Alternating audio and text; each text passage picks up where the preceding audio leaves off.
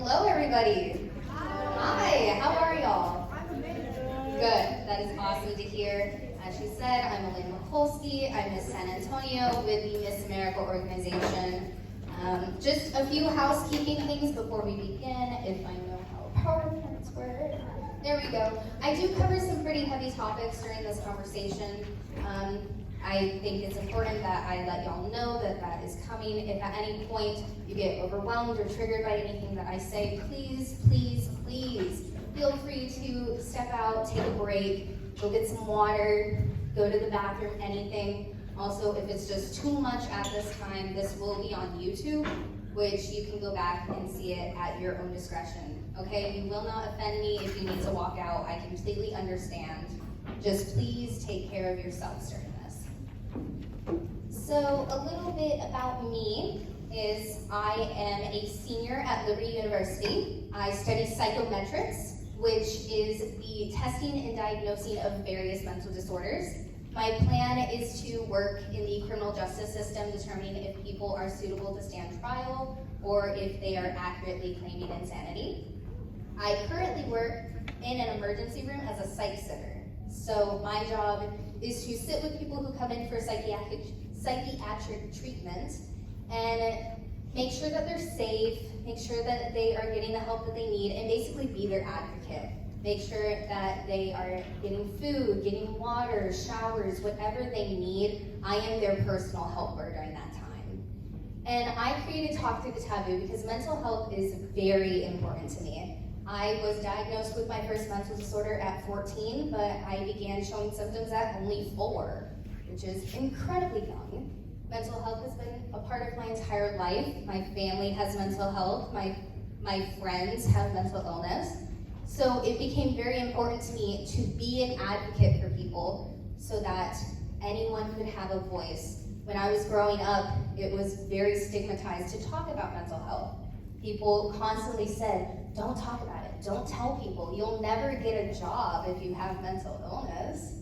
And here I am with one of the best jobs in the world with mental illness. So I'm here to show people just how normal it is to have mental illness and how it does not stop you from achieving your goals. But enough about me, let's talk about y'all.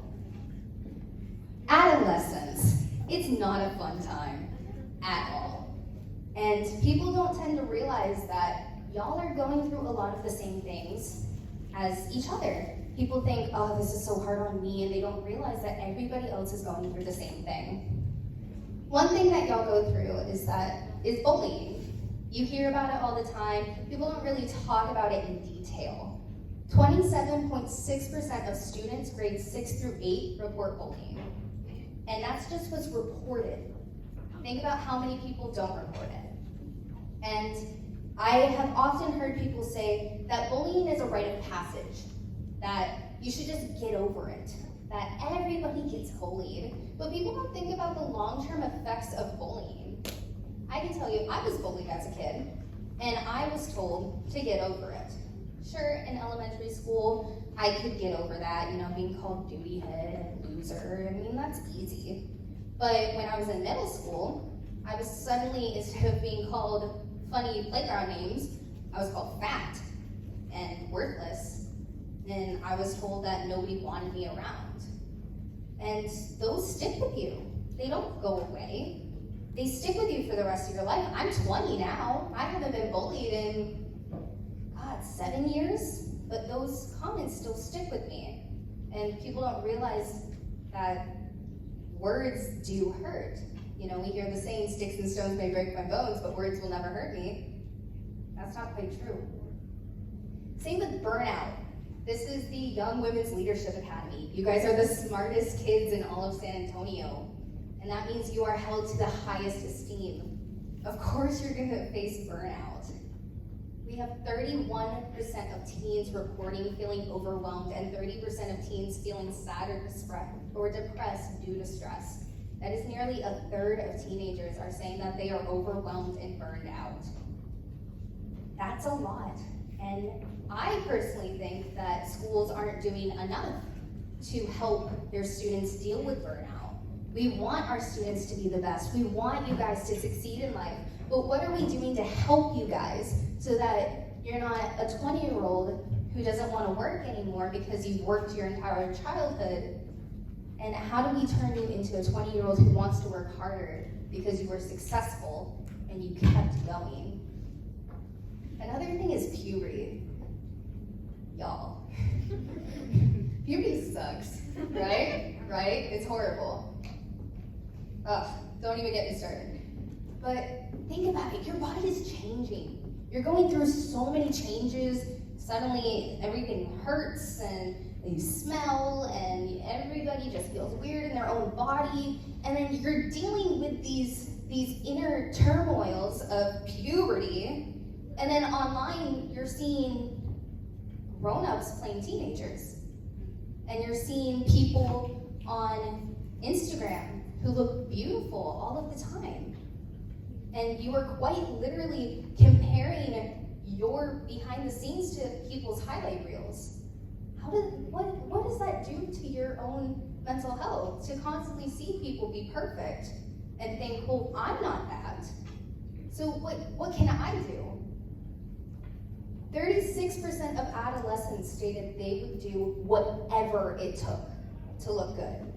And by whatever it took, they don't mean wearing designer clothes. They don't mean spending 40 minutes to get ready to go to school. They mean eating disorders. They mean plastic surgery. They mean severe dieting and diet pills. They mean unhealthy habits to make themselves look better than they think they do. It's important that we are aware that we are all dealing with these. Everybody in this room has dealt with one, if not all of these. And it's important that we realize that we're in this together so that we can go to each other and say, I hear you, I see you, and I support you. So ladies, I have a little challenge for y'all. Let's see, today's Thursday, y'all have class tomorrow, right? Tomorrow, during every single class period, compliment someone. Tell them they look pretty. When I walked in here, I got 10 compliments before I had even walked through this door. I was told I was pretty so many times. Don't spend those comments on me. Spend them on your friends. Tell somebody that they look pretty. Tell them you like their necklace. Tell them you like their clothes. Start every conversation with a compliment, and trust me, you and your friends will be so much happier. I promise. Another thing y'all deal with is mental health. The age that puberty begins is going down. I believe 10 years ago, it was 16, and now it's down to 13 and 11. And with earlier puberty comes a higher risk of mental health issues. And this is being shown by the amount of people that are getting diagnosed at younger ages. I was diagnosed with PMDD at 14, which in the past, people don't even start showing symptoms until they're 15. And people aren't usually diagnosed until they're 35. So to be diagnosed with something that you shouldn't even show symptoms for until a year later shows just how much people are being affected by mental health at such a younger age. We're also seeing higher rates of self-harm. 32% of 15-year-old females report self-harm, 11% of 15-year-old boys. Now the issue that I have with this study is it was done in 2014, which is back when they wouldn't really talk to younger students, they only spoke to people 15 to 19. But now we are starting to get reports from as young as 10, 8. It's going down, which is why I'm here talking about such heavy topics with 12-year-olds. I mean, what originally would seem too heavy to talk about now needs to be talked about. Because this age is going down, we have to talk about it so that you guys are given the resources that you need to prepare for life and mental health illnesses that will come at you. So 14% of 10 to 19-year-olds experience a mental health condition, and only half is undiagnosed, right? By undiagnosed in these reports, they mean untreated. So anybody who is not going to treatment, who is not medicated, who is not seeking counseling of any kind, half of them are not seeing counseling. Now 14% might not seem like a lot. I get it. It's not even 20%, it's not even a fifth. It doesn't seem like a lot. It's 1 out of what, 7? But when you put it into numbers, 1.2 billion adolescents globally, 168 with mental illness, 84 million people are undiagnosed just between the ages of 10 and 19. 84 million people are left on their own to deal with their own mental illness. And in the US, that is 3 million young adults who have nobody to help them. And that's why it is so important that people are learning the signs and learning when to step forward so that they can get help, so we can lower that number. 50% is too much. 50% of people should not be stuck and told to deal with it. So by talking about it, we can lower that.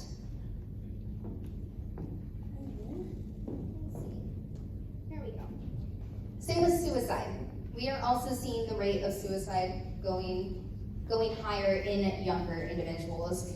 I believe it used to be 15 was the average age, and now we're getting lower. Now it's 12. Think about that. The average is 12.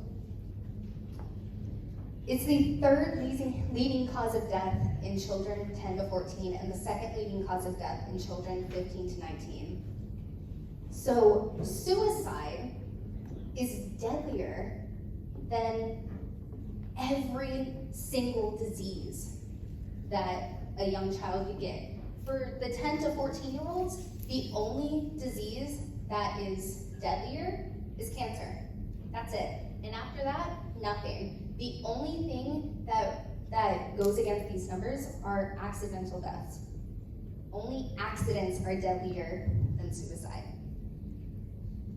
That is astronomical. And think about how many times we hear about heart health and diabetes and taking care of your body. How are we taking care of our minds? What are we doing to lower this rate for our children? 20% of students experience suicidal ideation. That's a fifth. Say, how many people are in this room? Let's say there's 50 people in this room. 10 of them are experiencing suicidal ideation. And 2 to 6% of them will attempt suicide. To me, that's 2 to 6% too many. So by learning these tips, by learning what to look out for, hopefully we can look out for our friends and look out for ourselves so that this won't happen, so that you don't know anybody who does it. Unfortunately, middle schoolers and adolescents have something called the optimism bias. It's honestly a really cool concept. It's the idea that it won't happen to me. You hear that a lot. It happens to other people, but it won't happen to me. And people live by that. They really truly think it won't happen to me until it does. I lived by that bias. I lived by the idea that I will never know anybody who will commit suicide. Because here is my thinking. If I'm the mentally ill friend and I'm not suicidal, then my friends are good. Then they're okay. Because I'm okay. So they're okay. And then November of 2017 hit. My sophomore year of high school, and my friend died by suicide. Wow. It was intense. I mean, I had never known anybody outside of my family that had died before, and now my friend was gone. And my teachers came in, the counselors came in, they told us that she wouldn't be at school anymore, and we were told to get back to work. January of 2018, another friend died. Wow, how are we supposed to handle this? The counselors came in, they told us that he wouldn't be back, and get back to work. And I thought, that's intense, Most people only know one person, but now I know two. I mean, this couldn't possibly happen a third time. April 11th, 2018. My best friend didn't come to school. I called him. He didn't answer. He always answers. I called his mom. She didn't answer. She always answers. So I went over to his house, and I saw police officers and an ambulance and him. And that's when I knew that I am not immune, that people die, and that all I knew was to get back to work. I didn't know how to take care of myself. I mean, 2018, I'm 17, trying to deal with trauma of seeing my best friend, of having 3 people die by suicide, and all I know is to go study. And that's when I realized that we don't know the signs. I didn't know what to look out for my friends. I didn't know what to do to help my friends and to help myself. And that's when it became my duty in life to tell people what to look out for and how to take care of themselves. So what can you do? I know I just said all of that, and now everybody's like, God, checking on the family, checking on the friends. What do we do? What do we do? Don't worry. There are things you can do. First and foremost, you need to take care of yourself. You cannot help others unless you are taking care of yourself. Prioritize your own mental health, practice self-care, and have a crisis plan and emergency plan handy. We'll get back to these last 2 in a minute. First of all, I need a volunteer. Yes, please, come on up.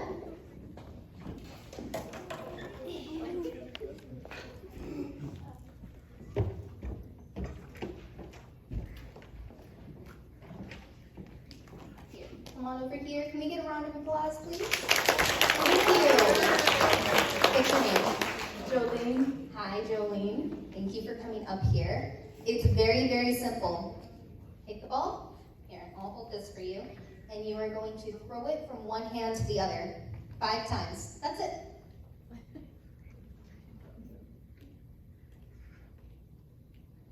Can we get a round of applause? Would you say that was easy? It's actually kind of hard. No, I feel you. Well, let's ramp it up a bit. Let's see. Now, you have 2 balls. And you have to do the same thing. You have to switch hands 5 times. Go for it. I believe in you. Go for it. Wow. That's okay. Keep going. Keep going. Look at you. Look at that. But that was harder, right? Yeah. Yep. Yeah. Way harder. Now, another one. This is my ball. Okay? Whatever you do not drop this ball. You have to do the same thing, but do not drop this ball, okay?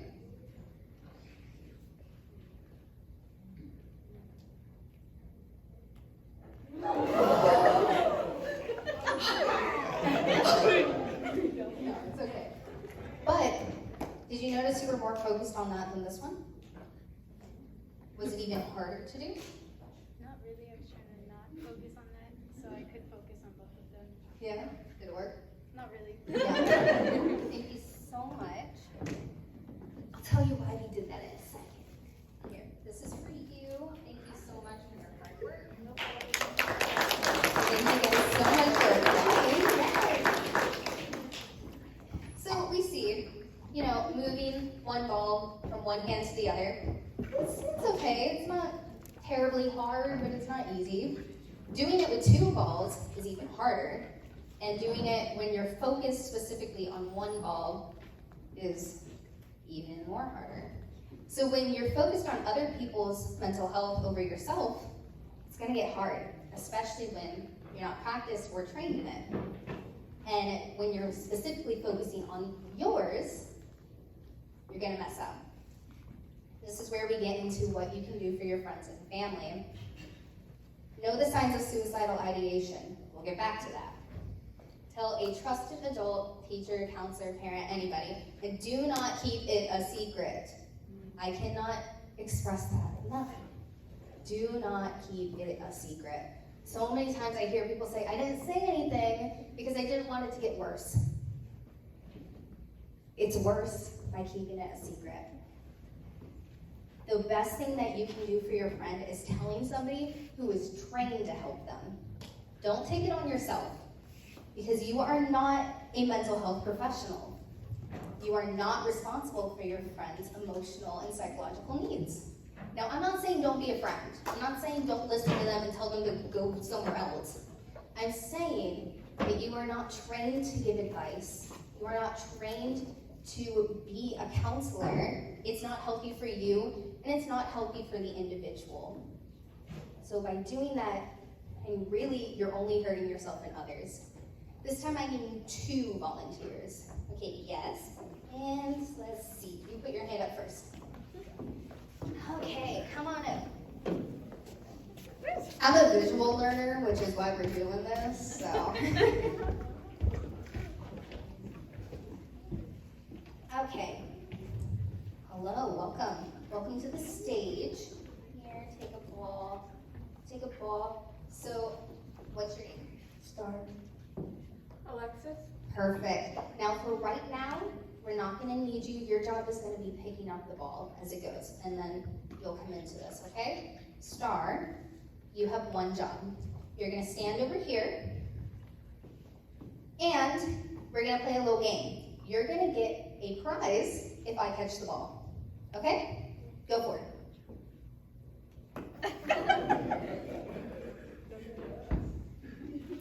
Don't you want the prize? Try again.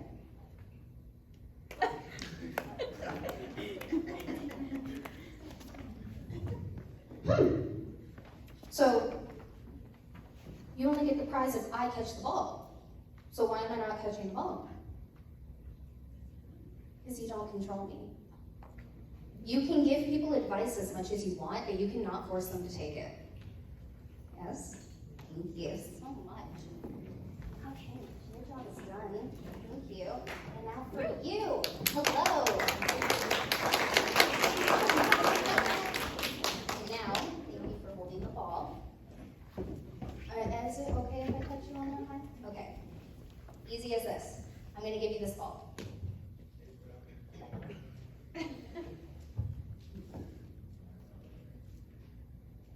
Don't be sad.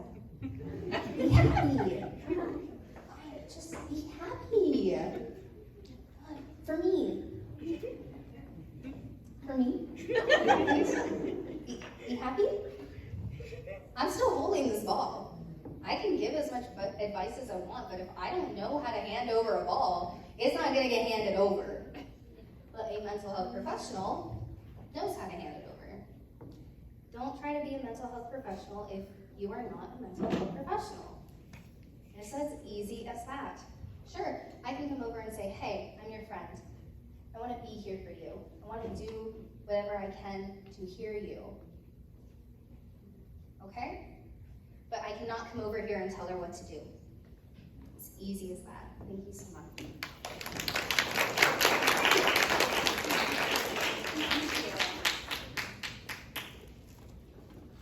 You feel me? Awesome. Okay, so now we'll come back to this, the signs of suicidal ideation. There are 2 types. There's passive and active suicidal ideation. Passive is where you are having thoughts of suicide, but you don't have a plan, you're not planning on doing anything anytime soon. And active suicidal ideation is I have a plan and I am doing this.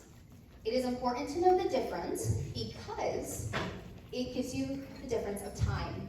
If somebody has passive suicidal ideation, you have time. You get to wait to the end of the class, you get to wait till you get home and tell your parents, little Susie Q's parents, who can talk to a counselor, you have some time.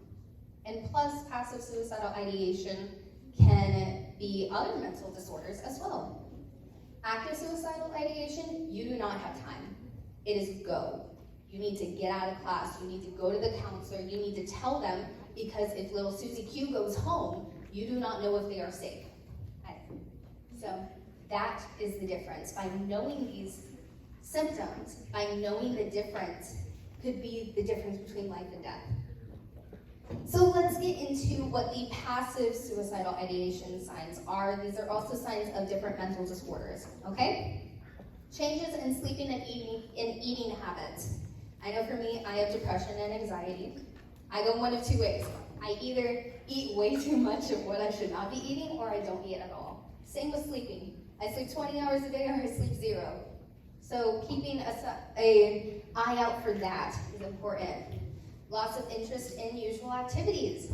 If little Susie Q loves Fortnite and suddenly they're throwing away their PlayStation, maybe ask them if they're okay.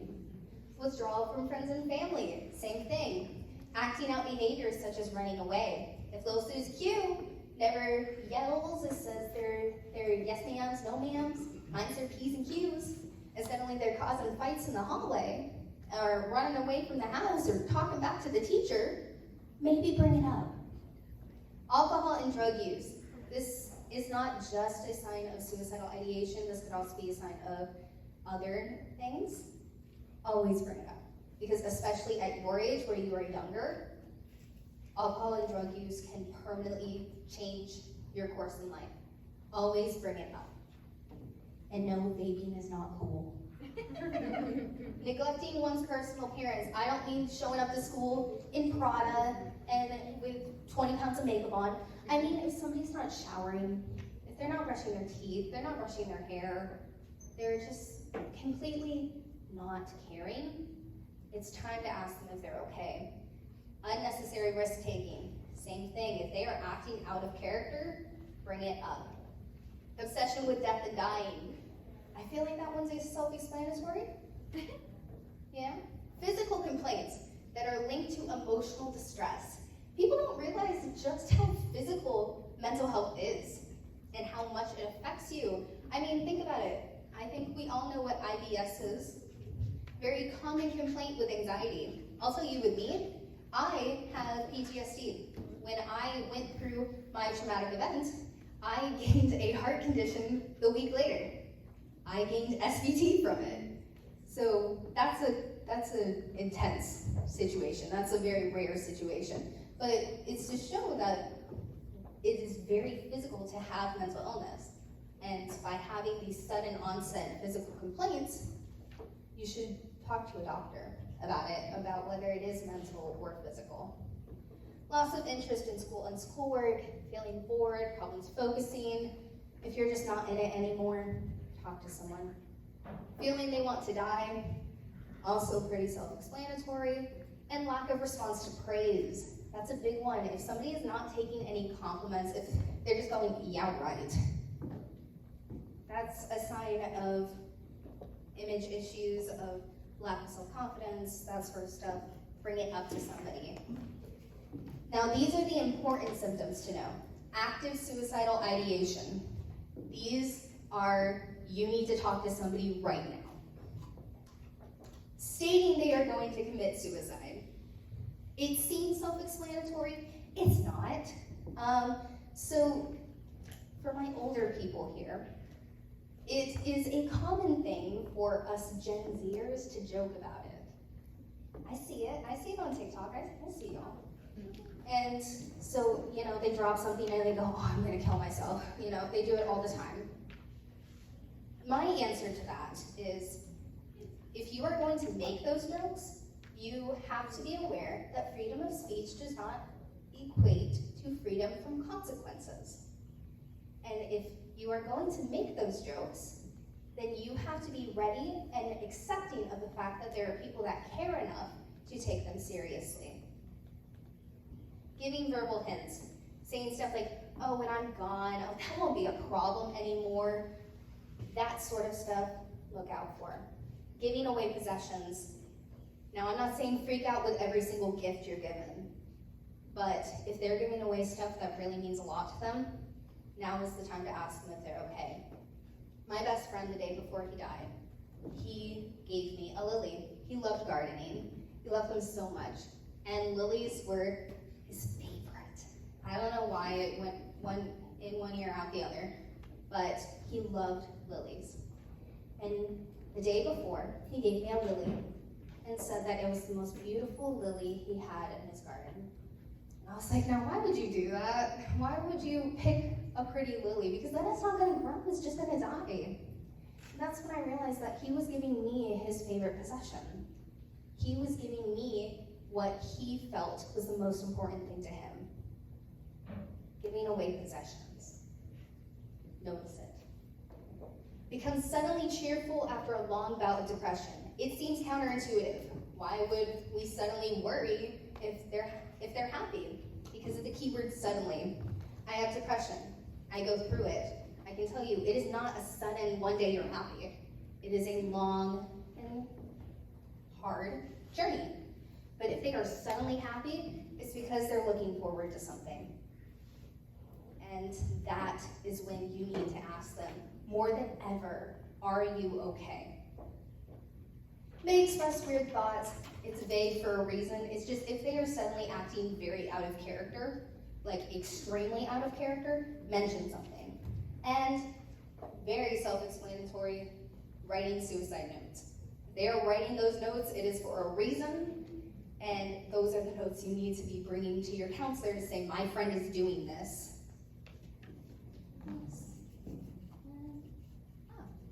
So with that, we've talked about what you can do for other people. We've talked about how you can help them. Now it's to help you. And there are 3 ways to do that. Self-care, crisis planning, and emergency planning. So, self-care is for your day-to-day. You're supposed to do it every day.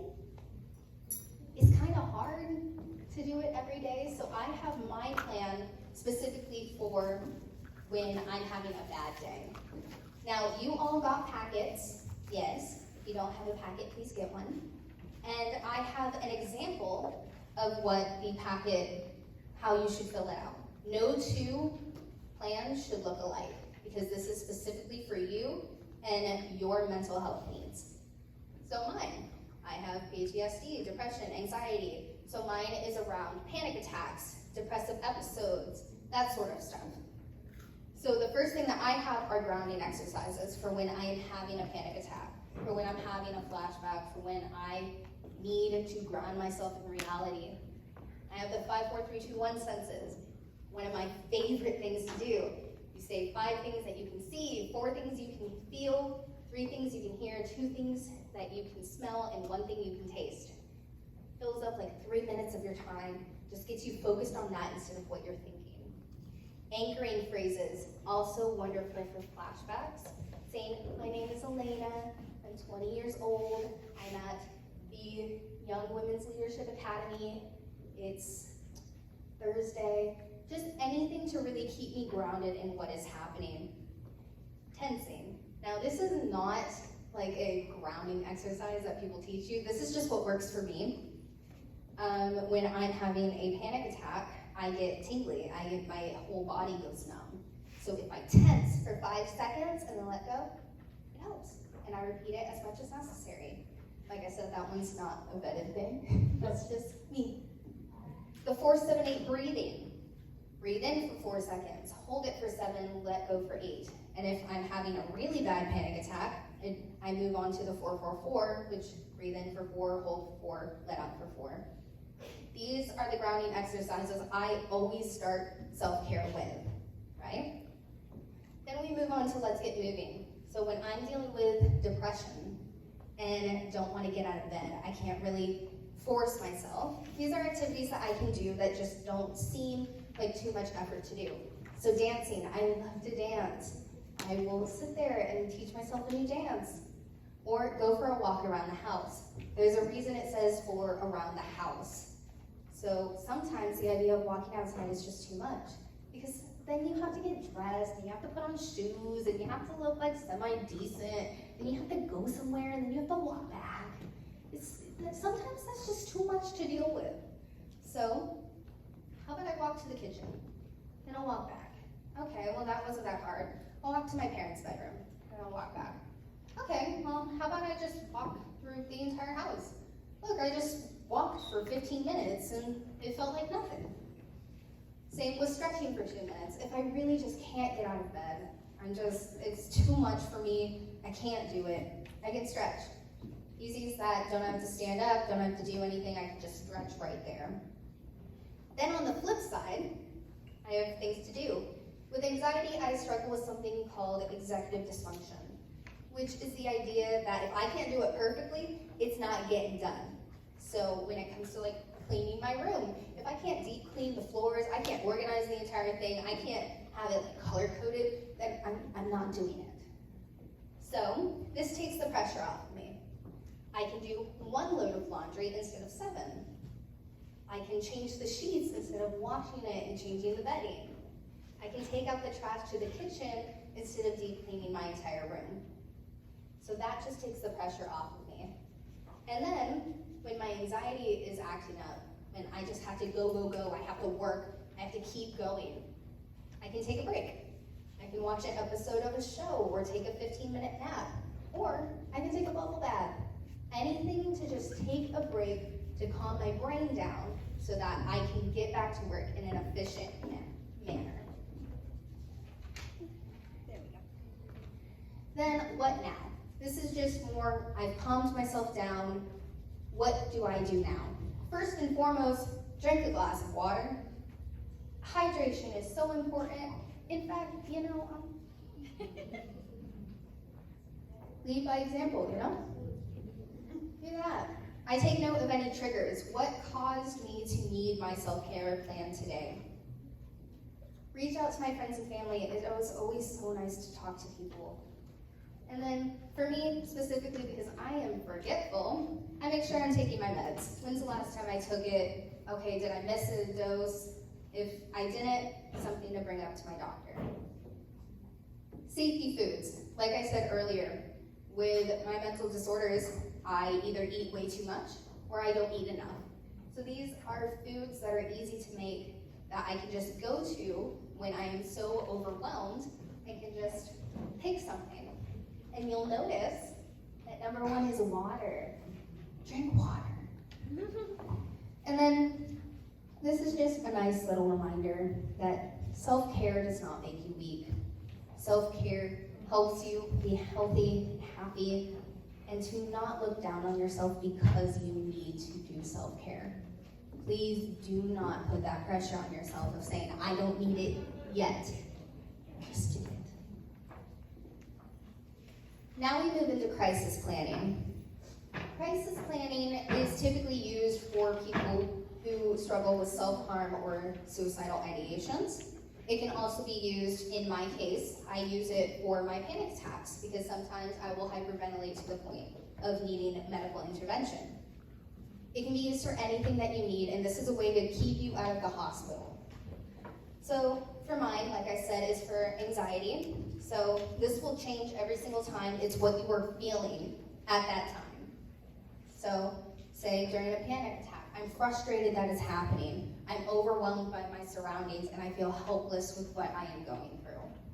So I can move on to what has helped in the past, what I know has helped. So I can just go to that instead of having to think about it. Same with who can help. My mom, my dad, and my therapist. You'll notice I didn't put any friends down because friends are not mental health professionals. But also make sure people know before you put them down so that you don't just surprise them. Let them know that you are putting them down as somebody that you can talk to about your issues. And then what can I safely do to express my feelings? When I'm anxious, I have to get it out of me. I can't just sit there. I have to move. I have to do something. So I can scream into a pillow. Easy, simple, free. Run as fast as I can. Sure, exercise. We don't look down on that. Cry as hard as I can. Any way to expel this energy that I need to get rid of. I can also paint my feelings. I love to paint. What a way to remember how I'm feeling so I can talk to my therapist about it or remember how far I'm coming. And talk to someone I trust. That's where I can go back to who can help. I can talk to these people about what I'm feeling and hopefully they can help me through what I'm going through. Now, what makes me happy?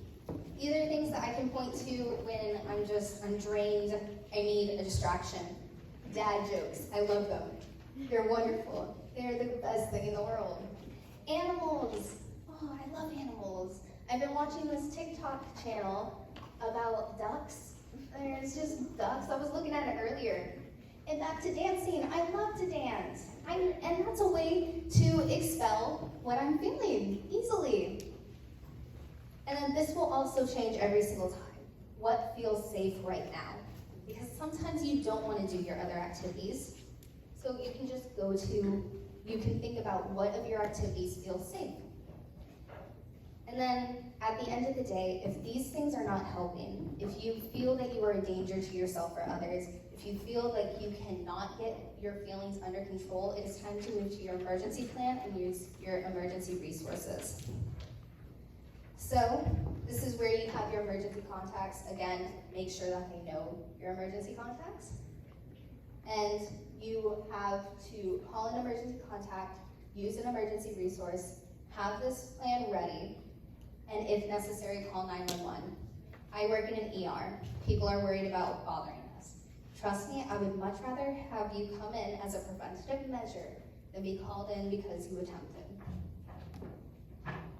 Here you have your medical information because if you are going to the emergency room or to a hospital of any kind, you have it ready. You don't have to worry about it. It's all right there. You don't have to sit there and try to remember things while in the middle of a panic attack.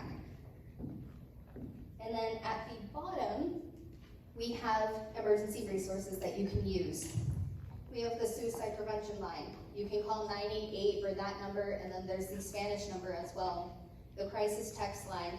I don't know of a Spanish crisis text line, but the Lifeline chat has a Spanish option. Using these the resources are there for a reason, to use them, because we would much rather you call than have to read about you in an obituary. So I just threw a lot of heavy stuff at you. Here's kind of the ending. These plans are supposed to work for you. You have them so that you can calm down afterwards, so you don't have to focus on what to do. You can instead focus on how do I do it. These plans are there to get the weight off of your shoulders and to work for you. And I often get asked all the time if it's necessary if you don't have a mental disorder. Having them ready to go is the best way to stay safe. They seem unnecessary, but trust me, they are. And it is 100% okay to use your plans because that is what they are there for. Use them and keep yourself safe. Thank you guys so much for having me today.